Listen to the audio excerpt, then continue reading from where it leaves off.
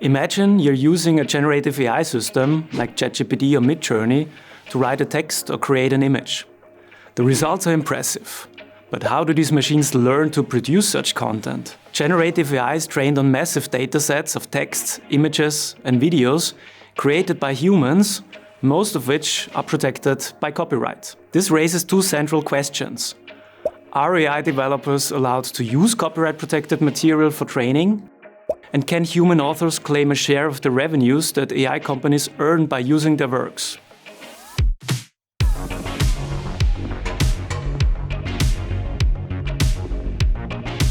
My name is Philipp Hohmer. I'm a professor of intellectual property law at the Vienna University of Economics and Business and head of its intellectual property and information law group. The legal framework must balance two aims: supporting AI-driven innovation, while at the same time ensuring that human authors retain control over their works and are not replaced by systems trained on their creative output for free. To assess whether current law successfully achieves this balance, we need to understand how existing copyright rules apply to AI technologies. My research is therefore based on doctrinal legal analysis, which means that I'm interpreting and systemizing the copyright rules that shape the AI economy. A central issue is whether AI training requires licenses.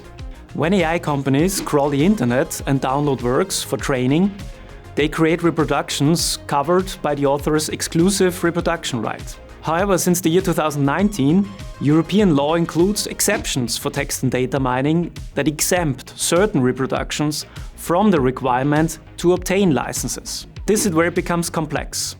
The text and data mining exceptions are highly technical and include several conditions which make it unclear whether and to what extent AI training is covered by the exceptions and therefore permitted without licenses. Legally, text and data mining is defined as the automated analysis of text and data to generate information such as patterns, trends, or correlations. The question of whether training large language models fulfills this definition is located at the intersection of technology and law. To answer it, we lawyers interpret the legal definition and also consider its context, for example, the European AI Act. Based on this analysis, I argue that AI training generally qualifies as text and data mining, meaning it may be conducted without licenses, but only if all conditions of the exceptions are fulfilled. One central condition is that AI companies can only use works to which they have lawful access. But what does this mean?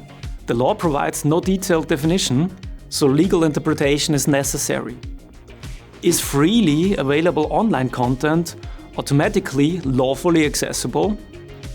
If this is the case, also works from unauthorized sources, for example shadow libraries, could be used for AI training. My research highlights that European law distinguishes between two different requirements: using works from lawful sources and having lawful access to works. However, whether courts will apply this distinction remains uncertain, especially as case law of the European Court of Justice suggests a stricter interpretation.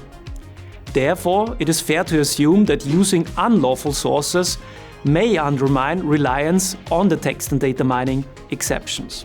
Another key element is the right of authors to opt out of the commercial text and data mining exception. If they do so, companies like OpenAI must seek permission before using their works. However, how authors can declare such an opt-out is highly unclear at the moment. To be valid, such opt-outs must be expressed in an appropriate manner, and for online content, they must be machine readable. This raises a crucial question. What is machine readable? Here again, legal research needs to interact with technology and find a way that allows right holders to effectively declare an opt-out, but at the same time it should be guaranteed that web crawlers can be used without facing uncontrollable risks of copyright infringement. My research analyzes the legal framework and recent court rulings to clarify how our current copyright law applies to AI training. Yet, despite all efforts to provide answers, significant uncertainties currently remain for both authors and AI companies. This leads to broader questions. Does our current legal framework support innovation? Are those whose works fuel AI systems receiving a fair share of the economic value created? And should we perhaps focus more on establishing clearer rules rather than trying to balance all interests through highly complex regulations such as our current text and data mining exceptions? These issues require attention, and my role at WU is to contribute sound academic analysis to this ongoing process.